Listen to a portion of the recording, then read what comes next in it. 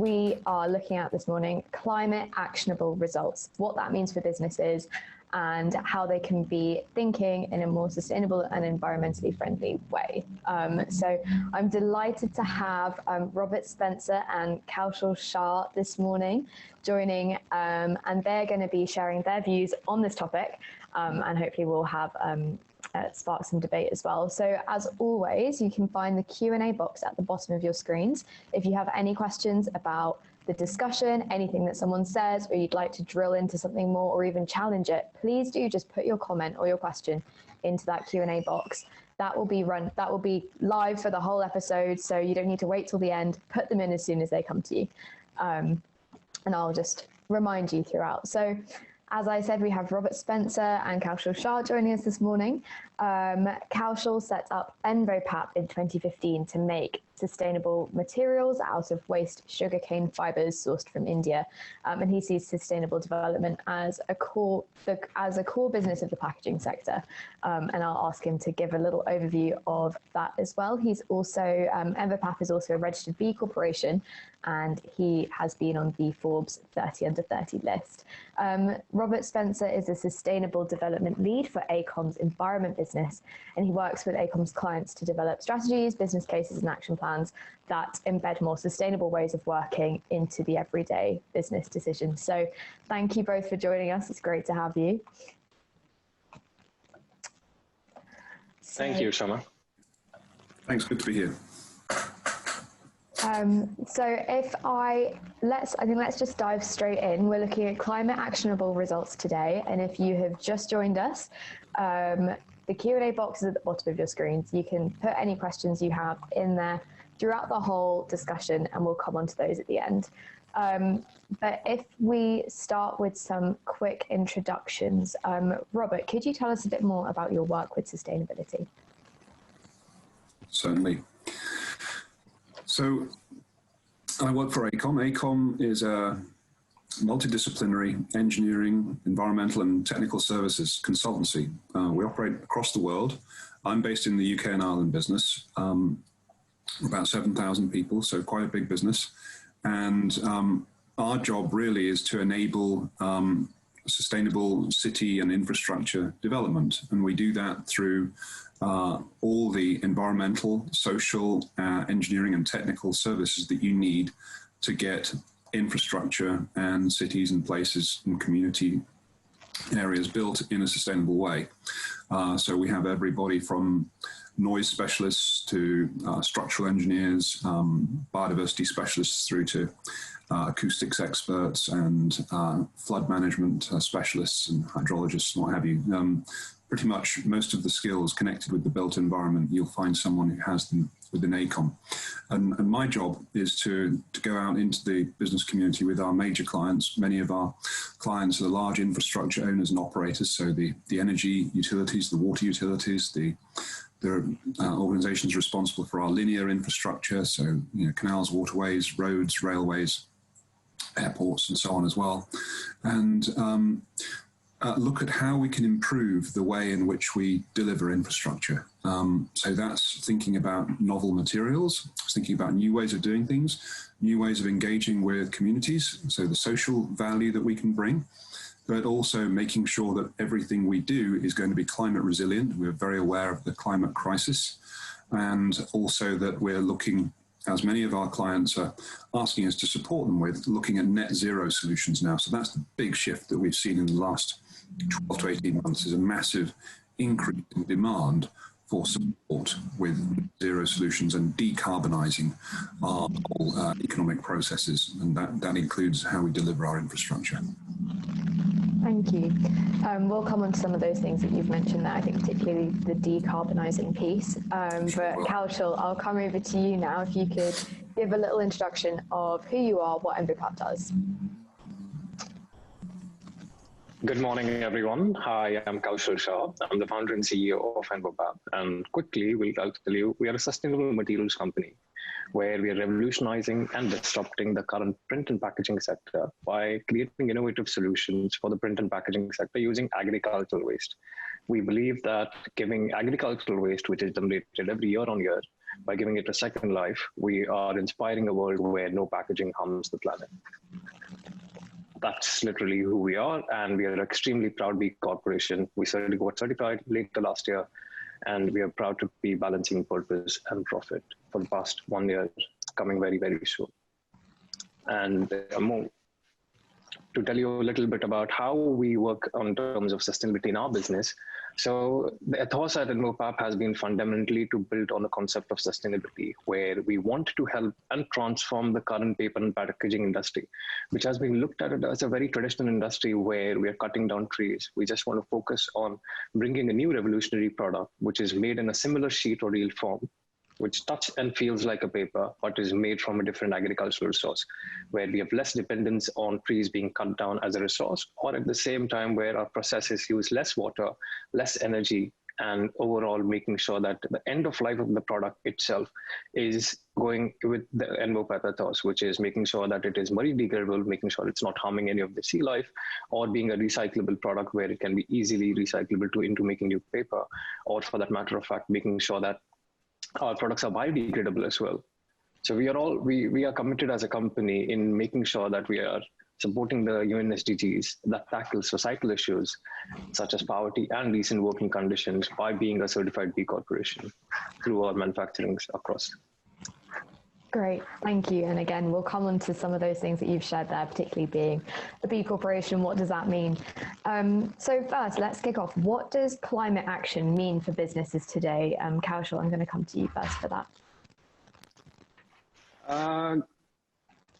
It's literally as easy as taking responsibility. Businesses need to take responsibility to where we're helping to build a future where our customers, our clients, our partners have more sustainable options. And this is what businesses can really make an impact, because if businesses look to change the way they use their materials and the services, the kind of implementations or system they want to implement, and through that clients and consumers can create a huge wave which can help the governments across the world in making the policies we want to make sure how we want to derive and the kind of products we want to use, like the UK ban last week regarding plastic straws. It had been coming for such a long time.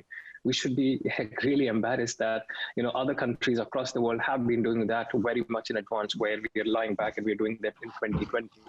So it means taking responsibility, not just from the client side, the businesses as well, and forcing the government and lobbying together to make sure that we are making these changes, which should be mandatory. We should not be talking and, having conversations in the parliament. It's a given thing. It's nothing better than that. Robert, what's your response to that? Well, I sort of endorse everything that Kaushal said there. And I think one of the things that I've been struck by in the last few months is the whole way in which the mindset of businesses has been evolving and changing very rapidly. So I think if you took a snapshot, say 5 years ago, and asked, are businesses the problem or the solution regarding climate change? And I think most people would say they're definitely the problem, polluting everywhere and causing all kinds of issues with the environment and so on. But I think over the last 12 months, and to some extent, this is a result of the wider sort of geopolitical milieu that we're in, with a lack of international global leadership on some of these issues. But I've seen businesses, cities, NGOs coming to the fore and actually taking charge of the agenda to a big extent, like Kaushal was just saying. The governments are sort of, in some respects, catching up with the business initiatives. So that's a very optimistic thing for me. And if you want to start getting involved in climate action, you have no shortage of options to look at, to involve your business in, to look at frameworks and approaches that you can join, whether it's the Science-Based Targets Initiative, or if you're in the built environment, looking at some of the things that the Green Building Council are doing, or an array of other opportunities around resources and wildlife conservation and so on. So I think my take on this is that businesses increasingly, if you ask people now what is the solution, I think industry and business are definitely part of the solution rather than part of the problem now. And a lot of business leaders have recognized that, and they've made that part of their business purpose, and they've put that into the KPIs for their C-suite executives. And that, of course, transforms the whole strategic approach of those businesses. So I think for me, it's there's still a huge amount to do, and it's a very worrying time from the point of view of the climate crisis. It's going to be even bigger than the pandemic era that we're going through. But there is a lot of optimism that I hold on to for that reason. That's good to hear. Robert, one thing that you mentioned at the beginning was just one way that organizations are doing that is the net zero targets and decarbonisation. Can you tell us a bit more about that? What does that journey look like for organizations who are trying to achieve that by 2030? Well, I think organizations that are looking to achieve that by 2030, what they've done is that they've looked at the trajectories and the approaches that you can take, and they've realized that 1.5 degrees of warming is the maximum that we really want to be enduring, and even that's going to have pretty significant impacts on the tropics and the polar regions. But nonetheless, that's what we think is manageable. And so if you're looking to keep within the 1.5 degrees of warming trajectory, then you're looking at a net zero 2030 goal. And the first thing that and actually, I come back to Kaushal's point about taking responsibility. It's taking responsibility for the activities of your business, your industry, and understanding where the hotspots are. The technical word for this is materiality, understanding where you're actually making the most material difference in your value chain, in the way in which you buy things, in the way in which you deliver your industrial processes or your services. And once you've looked at what your hotspots are, your areas of real material importance, then you start to look at the data there. And that's another thing that hasn't happened until more recently, is that companies are now looking at their KPIs around carbon, energy, water, in the same way that they've been looking at their KPIs around safety, for example. So it's becoming a more important issue to look at, and to look at the data around that, and to bring that into the sphere of leadership, and so that leadership are now able to sort of have an understanding of what the carbon footprint of the business is, and therefore in what direction it should be heading to get onto that trajectory for net zero. And then, of course, once you've worked out what your footprint looks like and where your hotspots of carbon are, then you need to look at what interventions can you make to bring that footprint down. So you might be looking at alternative energy solutions, renewable, clean energy, whether that's changing your fleet to electric vehicles, or looking at whether you can generate energy on site, perhaps with a solar array on the roof or in the grounds around, or whether you're looking at a direct power purchase agreement with a nearby renewable generator, or whether you're looking at just switching your energy provider. If you're a smaller business, that's the easiest thing you could do, switch to a green energy provider. Immediately, you're contributing to the market for growing solar or wind power, and at the same time, you're reducing your reliance on fossil fuels, so your carbon footprint will be coming down. Thank you for that. I think one thing which might be good to cover is just, what do organizations who are not even thinking about that yet, how can they ensure that their C-suite are thinking about that? So Kaushal, I'll come to you for that. So firstly, I'll just echo Robert, who said using the current infrastructure frameworks, which already have been there, we can start from there, understanding and evaluating. And to add to that, I really believe we need to every business needs to currently reevaluate their current systems they're using. It can be from the start of, how many batteries are there in the office and how much are you recycling? The amount of products you're ordering, how much of the packaging you're making sure is being recycled. These smaller steps are a big way to move to a further larger impact, because it can be, the amount of electricity if you're not using LED bulbs. For being a B certified B Corp, we were the only office in the whole building. We moved to LED bulbs, and the whole of the rest of the building is still on halogen bulbs. So these are smaller changes which really can make the kind of paper which is being used. Are you making sure that you're using both sides? We are a paper company, and I'm telling you, we need to make sure that both sides of the paper are supposed to be used, because we're making it in a way that both sides can be used. How are we making sure that the water which is being used in the office by employees, are you making sure that you're using reusable cups? Like, smaller steps are important in terms of the way we make changes, but then on a larger level, It also looks at the transportation from employees. We also did that for a B Corp assessment where we looked at every single employee, the amount of travel time it takes, the amount of carbon emissions of each employee, and how we can offset that. And then everybody set a target. Okay, this year, 1 month, I'm going to come by bicycle. And that's how I want to make that impact in my team. These are small steps which can really ignite and motivate the team inside to make smaller changes for the businesses, and on a larger scale where the companies can put huge targets in terms of meeting the impact targets according to the infrastructure processes. Definitely. And I think with those smaller changes, that's almost, I love how you're talking about offsetting employees' travel. That's not something that I had thought about, but of course that's part of the overall carbon footprint. I think, Robert, if I could come to you, what would your advice be to organizations who are trying to get their C-suite to examine this properly and take it seriously? Oh, I think you're on mute. The best thing you can do is listen to your customers and listen to your investors very carefully, because what we found at Acom, and I think this is not just confined to the built environment businesses, but all kinds of industries, is that investors are increasingly interested in how you are looking at your climate risks. Climate risks could be anything from, is your office going to get flooded the next time there's an extreme rainfall event, or are parts of your supply chain vulnerable to flooding in, say, Southeast Asia or South America or wherever you're getting your components or wherever your supply chain works, or even the technology that's involved, is that relying on a fossil fuel or something that could be considered a risk. So what we need to think about is the pressures coming from the investors and then also the customers. So the customers are demanding and wanting to see much more evidence of responsibility from businesses, and that includes responsibility to the environment and to the climate and to nature. And so if I was talking to a C-suite of a company, I would be wanting to bring some analysis from what the investors are saying in that sector or that segment of the market, and also what customers are looking for in that segment or sector of the market and what they're concerned about with regard to business responsibility.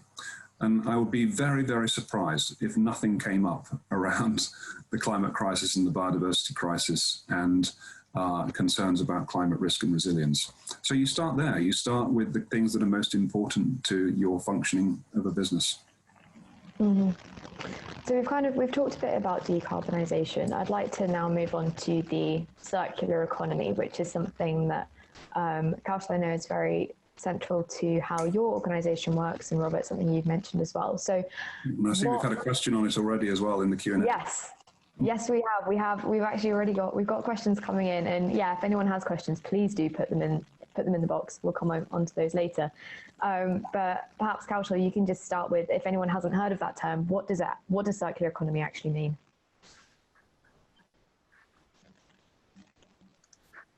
So I'll tell you in terms of my business, and then we can go deep dive. So the way we make our products, and I'll answer the question as well, where the waste streams are to be treated. In India, there is 350 million tons of agricultural waste, which is generated every single year. Of this, 90% of it is burned by farmers by taking it to the side of the field, because it's an easier and a cheaper alternative for the farmer to make sure to get rid of the waste. India doesn't have good waste management practices implemented on a governmental level, nor on a corporate level, where the agricultural waste is being treated. And that's where companies like ours come in, where we work with farmers. We work with hundreds of farmers, with contractors, where we pay them a fair price, about $200 a ton for the waste we collect from them. We work with sugar mills who usually were burning this waste of bagasse for generation of electricity, which was causing the air pollution in the northern parts of India, where we see the news, and it will come in the next month. We'll see a lot of news of Delhi and the northern part of India being choked up. That is only because of the wheat waste being burned. And that's the wheat waste where the idea of envoPAP came in. I come from India, and I've seen growing up, why are we burning this agricultural waste when there are thousands of products we can create out of it? it. I'm only creating paper sheet foam. There are thousands of other companies who are creating cups, tableware, plates, and so many new products. And after that, they've been used. We are putting them into the ground, which is making a naturally compostable product. So that's how we are addressing circular economy from the start, where this waste had no animal feedstock. It was not supposed to be used for any animal feed. It was only going to be burned or dug into the ground and dumped. That's where we're starting the process of our sustainable journey and creating a circular economy product, and making sure after the product has been made, used, it is made sure that it meets our ethos of being a compostable. So any consumer can shred it into pieces, put it in their compost bin, give it 9 weeks, it will compost on its own. You can just put on the same way, put it in the soil, it will biodegrade, even in the water, in any ocean, and making sure that it's also recyclable into existing streams where our materials can go into the paper and paperboard streams, and it can be recycled into making new paper. And that's how I feel we are addressing our journey of creating a circular economy product. Mm-hmm. And it also goes, at the end of the day, we also need to close the loop, and closing the loop was more important for us from the start to the finish. And to back it, we have done a cradle to grave life cycle analysis of our materials comparing to the European large manufacturers. And surprisingly, that's when we found out that, okay, what we have been doing is actually great. And that's how we really analyzed it.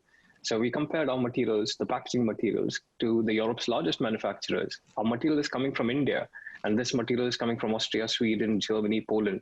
And we compared the carbon emissions and found out there's a 38% lower carbon impact after reusing it, sending it to our UK recycling partners first mile, and then after curbside recycling, still the carbon emissions are less. So it shows that the waste material, not just in India, across the world. Today we are sourcing from India, tomorrow we might source it from Canada, because Canada has a lot of wheat production. Africa has a lot of sugarcane producing countries. So the idea is to ignite a world where we're inspiring people to use the waste resources which are creating year on year. I come from India. I want to make sure that I use the resources from where I was born, because I know the people who can give me that. And that's where we're starting. And that's a really exciting alternative, isn't it, to kind of standard products. Robert, what's your view on kind of the circular economy, and what would it look like if actually everything was premised on this?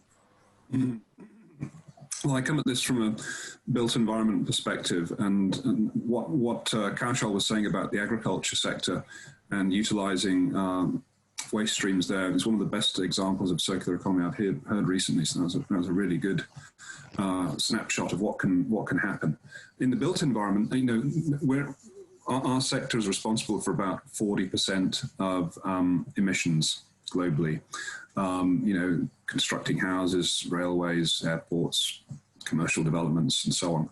So a lot of emissions are tied up in extracting construction materials, steel, making cement and concrete and so on, and then embedding them into the sites with your construction vehicles and so on, and then running those buildings, of course, the operational emissions.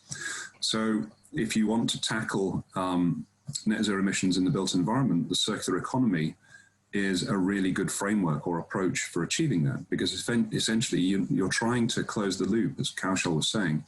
You're trying to reduce the need to extract more raw materials from the world, from the earth, and actually use those materials that are already in circulation.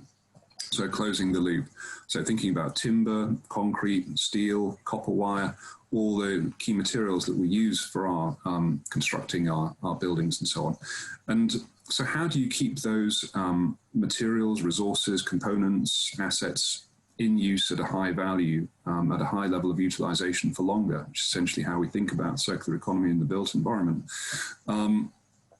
You've got to know where everything is, haven't you? You've got to, if you're looking, for example, at deciding not to build a new building, but actually to retrofit an existing building instead, that's a big step forward. But that means that you need to have buildings that are adaptable. So techniques like modular buildings and kit of parts approaches, so that you can perhaps replace the facade or the roof or the electric and water utilities of a building without having to demolish the building itself. These are all really important techniques that we're having to learn. It's called building in layers, so that you can actually adapt and change the purpose of buildings and the use to which they're put over time according to the way in which society's needs change. So a building might originally be designed as a warehouse, but then it could become an office, and then it could become apartment blocks, and then it could become an innovation center.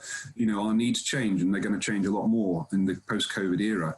And so we have to think really creatively about how we can adapt our buildings and not just have the usual approach of go in, smash them down, put everything in a skip, it goes to landfill, maybe a bit of metal is recycled, but not much more than that.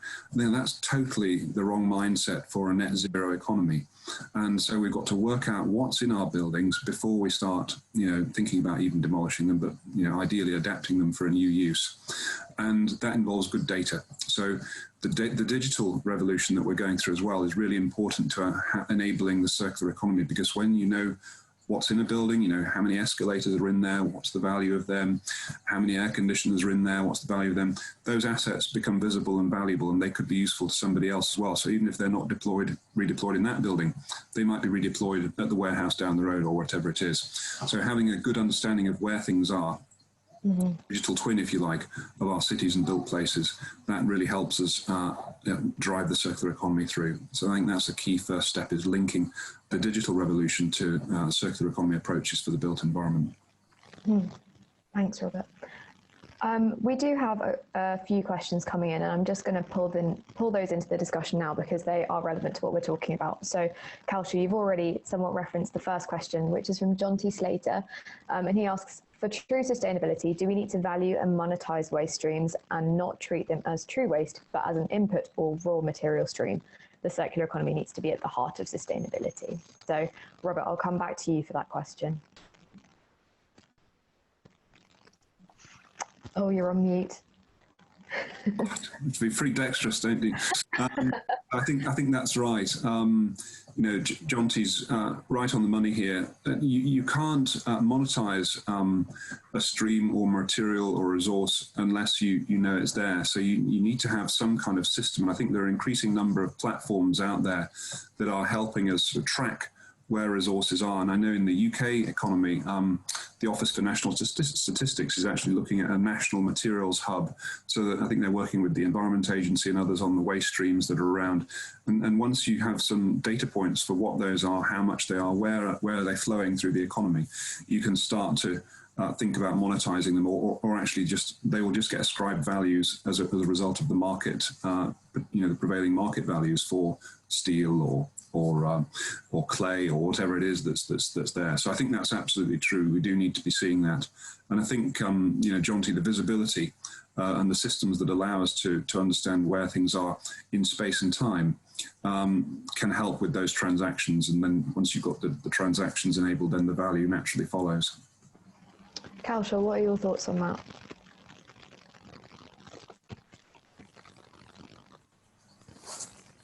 Sorry. So for us, we have always focused on, and I completely believe, you know, I'll just answer the question, is it, do we need to create it into a monetary stream? And I only feel that if it is not a for-profit business, we really can't imagine the fullest, truest potential of it. And that's what goes with us as well, because we are a for-profit. It gives us our imagination to go for, strive for more, where we're making sure we're making the impact at the same time, making sure that we're making enough resources. Definitely. Well, thank you, John D, for that question. We have another question on circular economy. So before we move on, I'm just going to ask that one as well. This is from someone who works for Suez UK, who has asked, we're big into the circular economy and providing information for the customers. The key was providing X customer solutions, so the waste stream from one could be an input to another. Are there any central resources other than the waste companies for SMEs to access to help them close the loop? Robert, you're nodding and smiling. Well, it's a key issue in the built environment. Yeah, it's a really big challenge in the built environment. Actually, I run a couple of infrastructure best practice groups on the circular economy, and we prepare thought leadership, you know, sort of industry papers every now and then. And the third one was exactly on this issue, a resource exchange mechanism for the UK built environment. And we've got some funding from Network Rail to look at, what kind of platform that would need to be.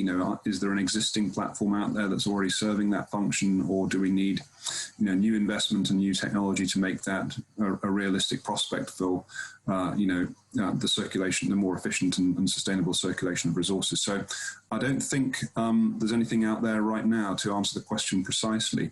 But lots of companies have their own sort of internal resource exchange systems now. So Network Rail has one, Skanska, one of the large construction contractors, they have their own system. BAM, I think, have one. So quite a few companies are developing their own systems, but they're not sort of joined up yet. So they work fine within the company boundaries, but once you start to look at interactions with other companies and businesses and communities, then they kind of not fit for purpose. So that's why I mentioned the Office for National Statistics approach there in terms of creating this sort of national resource database, because I think that's going to be a key step forward in enabling perhaps other technology providers to come in and then generate platforms off of that.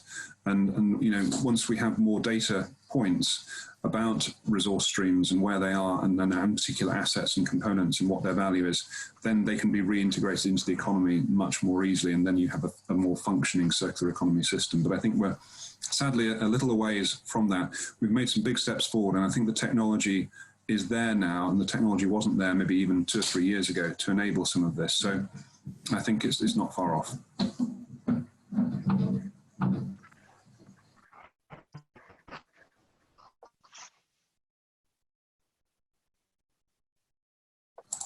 Not sure if we've lost Shama.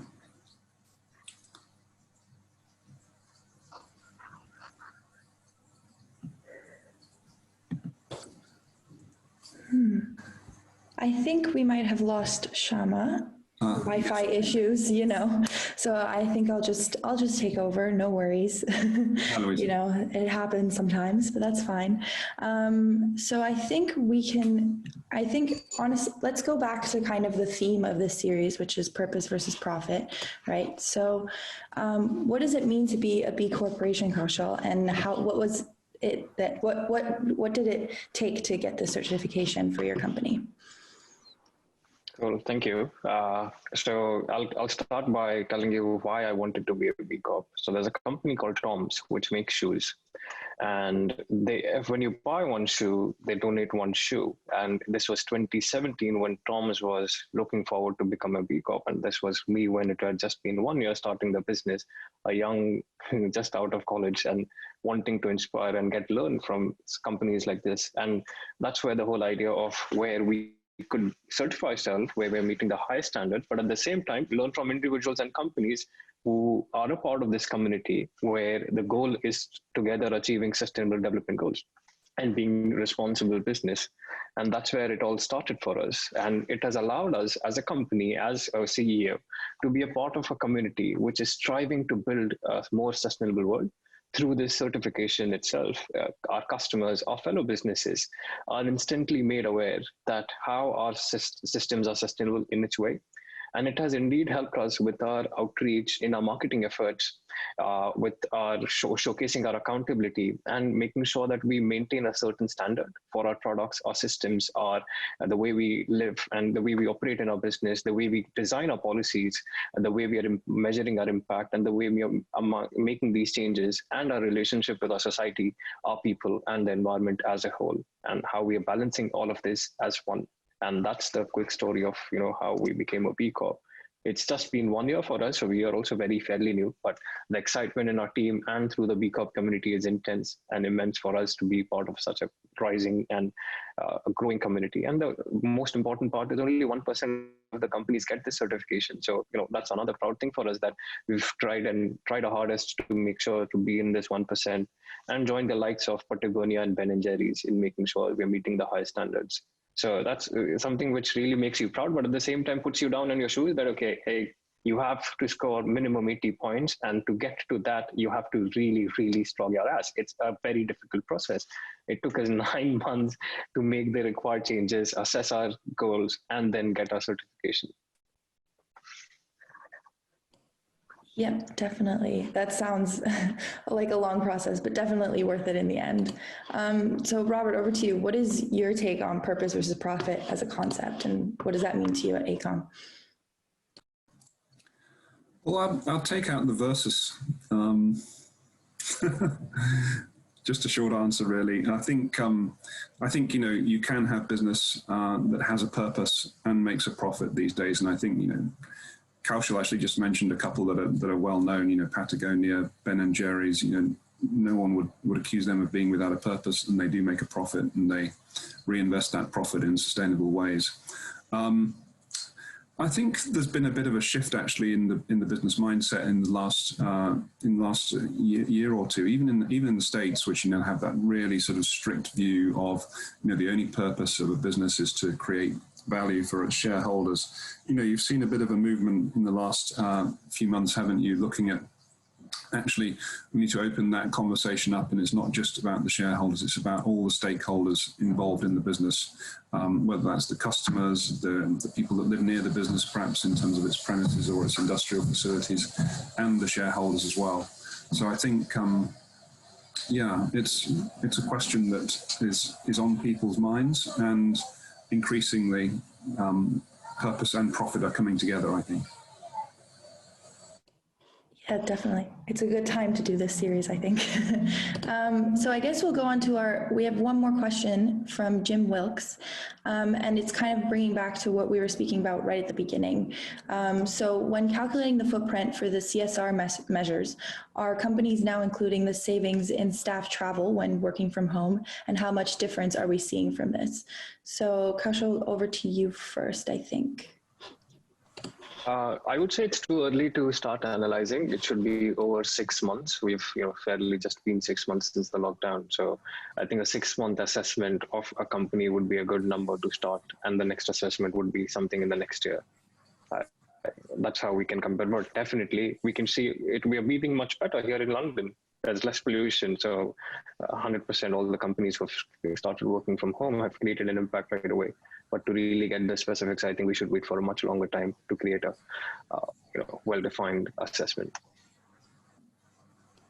Robert, what do you think? Forgive me, Louis, I had to pop out the room to try and reduce the noise levels. Can you repeat the question? Yeah, so it's from Jim Wilkes, and he's just asking, when calculating the footprint for CSR measures, are companies now including the savings in staff travel when working from home? Oh, that's such a good question. Yeah, we're grappling with that at the moment at AECOM, actually, because we signed up to science-based targets last year and had our targets validated earlier this year, and so we're working on that pathway.